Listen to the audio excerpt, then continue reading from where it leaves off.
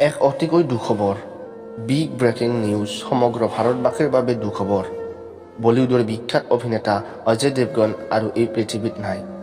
আপুনিও হয়তো আচৰিত হৈ পৰিছে যে এয়া কেনেকৈ সম্ভৱ কিন্তু হয় বন্ধু বান্ধৱীসকল আজি কিছুদিন ধৰি অভিনেতাগৰাকী গুৰুতৰভাৱে অসুস্থ হৈ আছিল আৰু তাৰ বাবে তেওঁক মুম্বাইৰ এখন হস্পিটেলত এডমিট কৰি থোৱা আছিল আৰু তেখেতৰ বেমাৰৰ কথা তেওঁ নিজে ছ'চিয়েল মিডিয়া যোগেও সকলোকে জানিব দিছিল কিন্তু আজি ৰাতিপুৱাই আহিল দুখবৰটো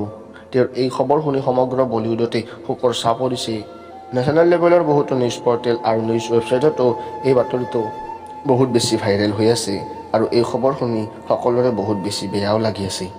কিন্তু অজয় দেৱগন মৰা বুলি যিটো বাতৰি ভাইৰেল হৈ আছে সেই বাতৰিটো সম্পূৰ্ণৰূপে ভুৱা বাতৰি হয় তেওঁ বৰ্তমান হস্পিটেলত এডমিট হৈ আছে কিন্তু তেওঁ সুস্থ কোনো প্ৰব্লেম নাই বুলি ডক্টৰে তেখেতৰ পৰিয়ালক জনায় গতিকে এনে ভুৱা বাতৰিৰ পৰা আঁতৰত থাকক ভিডিঅ'টো লাইক কৰি চেনেলটো ছাবস্ক্ৰাইব কৰি দিয়ক